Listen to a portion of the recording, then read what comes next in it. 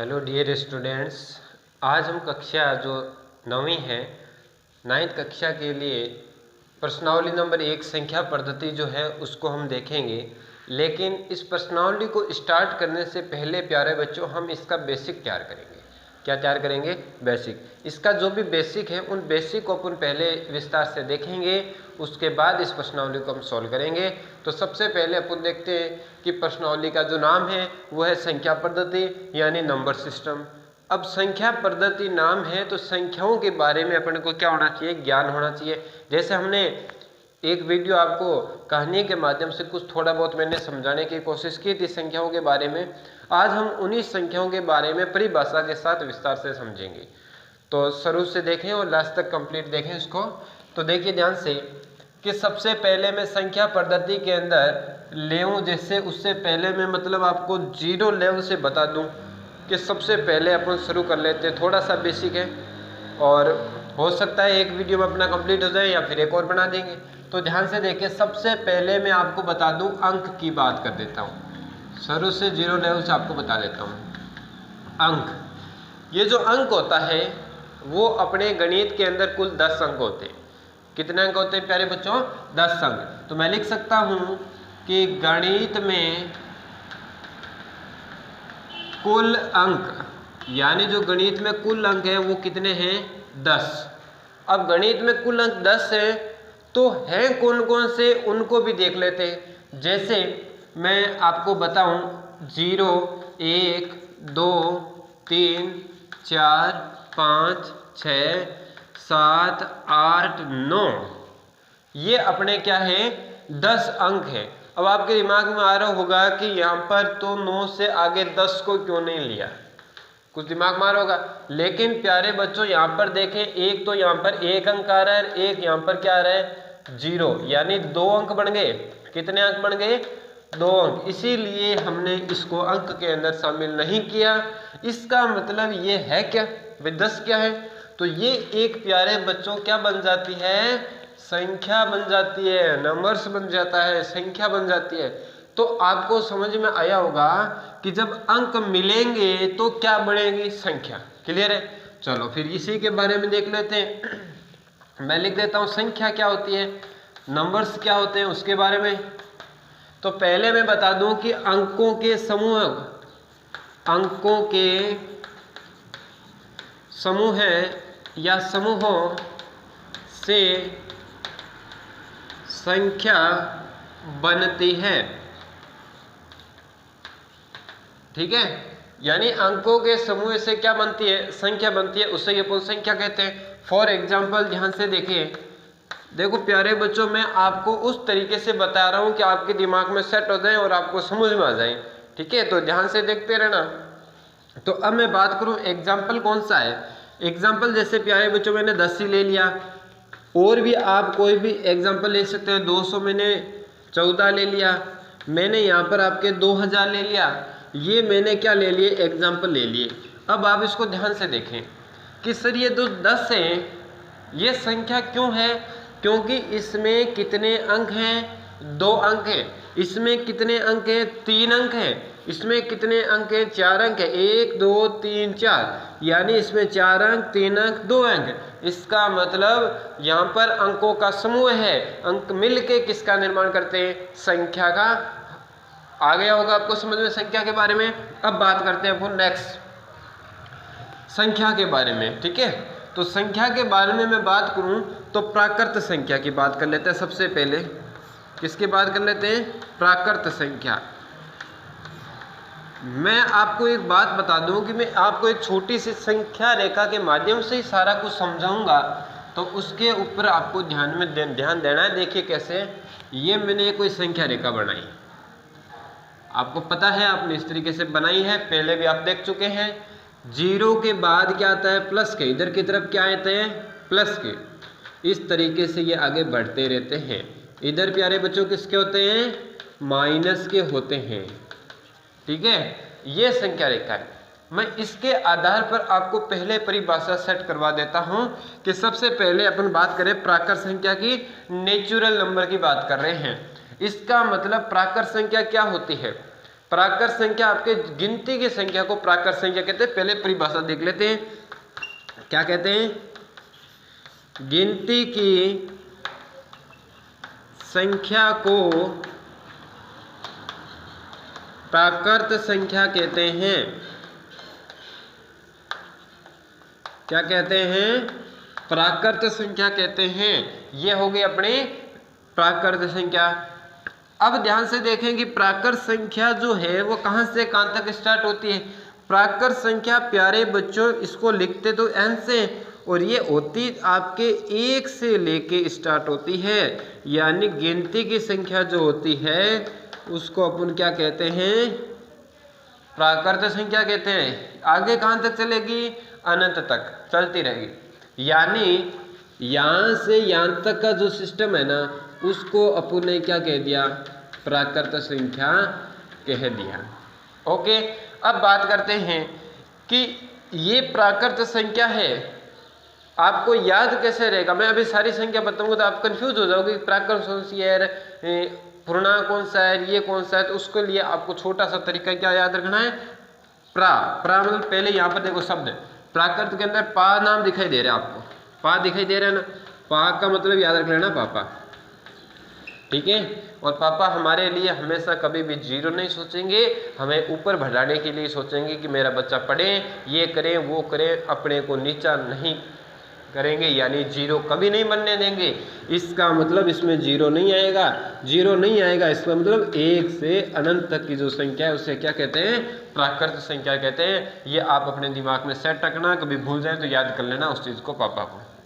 अब बात करते हैं नेक्स्ट कि यहाँ पर जो प्राकृत संख्या है, प्राकृत संख्या को इंग्लिश में क्या कहते हैं? नेचुरल नंबर, ये भी आप याद रख लेना। अब बात करते हैं कि इसे n से प्रदर्शित किया जाता है। किससे प्रदर्शित किया जाता है? n से प्रदर्शित किया जाता है। चलो ठीक है। अब एक चीज और देखें इसके अंदर कि इसको n से प्रदर्शित कर लिया। अब यहाँ पर आपको ध्यान में ये देना है कि इसमें सर जीरो नहीं आया। अब मैं यदि इसमें जीरो शामिल कर दूं तो ये क्या बन जाएगा भाई? ये क्या बन जाएगा? तो देखें ध्यान से। नेक्स्ट आपकी जो संख्या है उसका नाम है पूर्ण संख्या, होल नंबर। क्या नाम है? पूर्ण संख्या। आप लिखते रहेंगे कॉपी के अंदर साथ साथ। पूर्ण संख्या जो है यानी प्राकृत संख्या में, प्राकृत संख्या में शून्य यानी जीरो को शामिल करने पर पूर्ण संख्या बनती है। ओके, यानी जो प्राकृत संख्या है उसके अंदर मैंने जीरो और शामिल कर दूं। कैसे? ये देखें ध्यान से भाई, पहले अपनी कहां से कहां तक थी? 1 से लेकर अनंत थी, तो 1 से अनंत तक तो यहीं पर है, इधर भी है, लेकिन इसके अंदर जीरो को शामिल कर लिया। जीरो को शामिल करते ही ये क्या बन गई? पूर्ण संख्या बन गई। यह हमने पूर्ण संख्या की डेफिनेशन देख ली। अब बात करते हैं नेक्स्ट कौन सी संख्या है उसके बारे में देखते हैं। जैसे हम देख लेते हैं पहले पूर्णांक के बारे में, तो साथ साथ आपको नोट कर लेना है अपने कॉपी के अंदर, साफ सुथरा काम। हम आगे की प्रश्नावली भी सॉल्व करेंगे, इसके बेसिक्स कंप्लीट होने के बाद हम इसके क्वेश्चन सॉल्व करेंगे, बेहतरीन तरीके से सॉल्व करेंगे। तो पूरा ध्यान से देखते रहें, समझते रहें। और आपको ग्रुप में वीडियो जो है वो अवेलेबल करा दिया जाएगा स्कूल ग्रुप के अंदर, तो ध्यान से देखिए। अब मैं यहाँ पर बात कर रहे हैं पूर्णांक की। पूर्णांक संख्या भी बोल सकते हैं या पूर्णांक बोल सकते हैं, इंटीजर नंबर बोल देते हैं, पूर्णांक संख्या। चलो, पूर्णांक संख्या क्या होती है? जब मैंने इसको प्लस से धनात्मक की ओर और इधर ऋणात्मक की ओर अनंत, साथ में जीरो, ये सारा जो होता है वो आपका क्या कहलाता है? पूर्णांक कहलाता है। तो अपन इसको कैसे लिख सकते हैं कि धनात्मक यानी 1 से धनात्मक की ओर अनंत तथा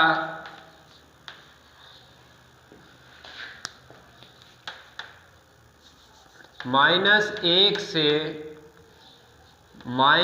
-अनंत तक एवं 0 0 को क्या कहते हैं अपन? पूर्णांक संख्या कहते हैं।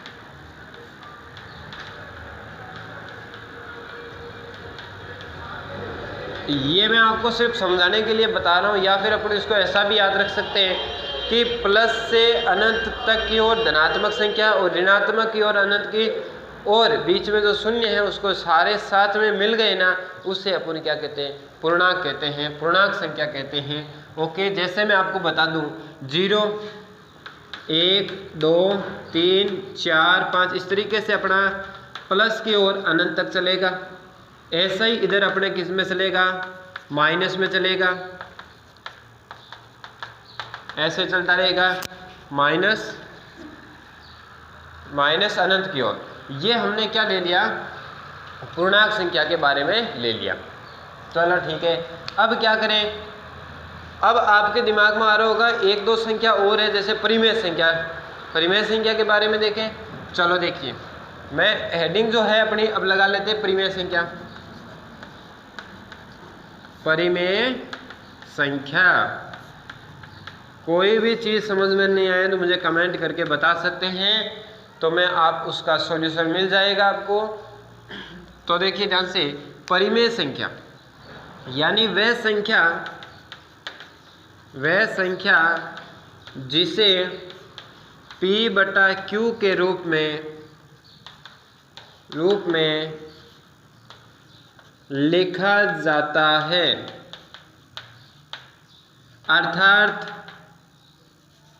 अर्थात हम ये भी बोल सकते हैं उसका मान क्या हो? निश्चित हो। ये भी आप याद रख सकते हैं, लिखा जाता है उसे परिमेय संख्या कहते हैं, रेशनल नंबर कहते हैं। आप इसमें याद रख सकते हैं कि जिसका मान निश्चित हो, वो भी अपन देख सकते हैं। अब एक चीज़ और ध्यान से देखें कि यहाँ पर P व Q जो है वो आपके अभाज्य बोल सकते हो, अभाज्य संख्या बोल सकते हो, या अपन क्या बोल सकते हैं कि पूर्णांक है। ठीक है, और यहाँ पर क्या बोल सकते हैं अपन? एक चीज और बोल सकते हैं कि P और Q तो पूर्णांक है, लेकिन Q जो है आपके, जो Q है यहाँ, जो Q है वो क्या नहीं होना चाहिए? 0 नहीं होना चाहिए।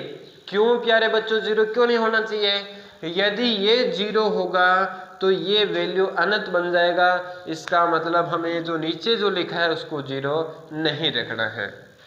या फिर हम इसकी परिभाषा ऐसा भी लिख सकते हैं कि दो अनुपात हो, भाई जैसे पूर्णांकों का अनुपात हो, ऐसा भी बोल सकते हैं अपन। तो ये आपको मेनली ध्यान में क्या रखना है कि बट्टे की जो संख्या हो P/Q के रूप में लिख सकते हैं, या निश्चित मान हो उसे परिमेय संख्या कहते हैं। अब फॉर एग्जांपल ले लेते हैं इसके, जैसे मैंने कहा 0 4 22/7 आदि। अब आपके दिमाग में आ रहा होगा सर ये कौन सी परिमेय संख्या है? भाई इसमें तो बट्टे में कुछ है ही नहीं, P है लेकिन Q कहाँ है? तो क्या मैं इसको ऐसा लिख सकता हूँ क्या 0/1? बिल्कुल लिख सकते हैं, क्योंकि 0 तो हो गया P और ये हो गया अपना Q। P/Q के रूप में बना कि नहीं बना? बन गया। चलो ठीक है, यहाँ पर 4 भी बन जाएगा, 22/7 है P के रूप में। तो ये आपको क्या करना है? ध्यान में रखना है। उसके बाद देखें अपन अपरिमेय संख्या। अपरिमेय संख्या, अपरिमेय संख्या के अंदर क्या है कि वह संख्या जिसको P/Q के रूप में नहीं लिखा जा सकता, जिसका मान निश्चित नहीं हो, उसे अपरिमेय संख्या कहते हैं। ये लिख सकते हैं, यानी वह संख्या जिसे P/Q के रूप में नहीं लिखा जा सकता है, उसे अपरिमेय संख्या कहते हैं। ठीक है, अब एक चीज और यहाँ पर भी ध्यान रखना है कि q इक्वल टू क्या नहीं होना चाहिए, 0 नहीं होना चाहिए। बाकी काम वही है, लेकिन यहाँ पर आपको ध्यान में ये रखना है कि इसको p बटा q के रूप में नहीं लिख सकते। तो ध्यान रख, ये नहीं आएगा इसमें, p बटा q के रूप में नहीं लिख सकते। 0 तो होना ही नहीं चाहिए नीचे वाला, ये तो आपको ध्यान में रखना है। लेकिन यहाँ पर अब देखें इसके एग्जाम्पल, जैसे पाई, √3, √2 आदि, इस प्रकार की जो होता है ना उसको अपन अपरिमेय बोलते हैं। अब एक चीज आपको ध्यान में क्या रखना है कि आपको ध्यान में ये रखना है, आप लिख सकते हैं नोट लगा के कि पाई जो है वो अपरिमेय संख्या है। क्या है? अपरिमेय संख्या। और 22/7 है वो क्या है? परिमेय संख्या। परिमेय संख्या, ये आपको क्या करना है, ध्यान में रखना है प्यारे बच्चों। ये हमने देखा कि पूर्णांक, परिमेय और अपरिमेय संख्या के बारे में। अब इसके बाद थोड़ा सा टॉपिक और बच जाता है, उसको भी हम देखेंगे।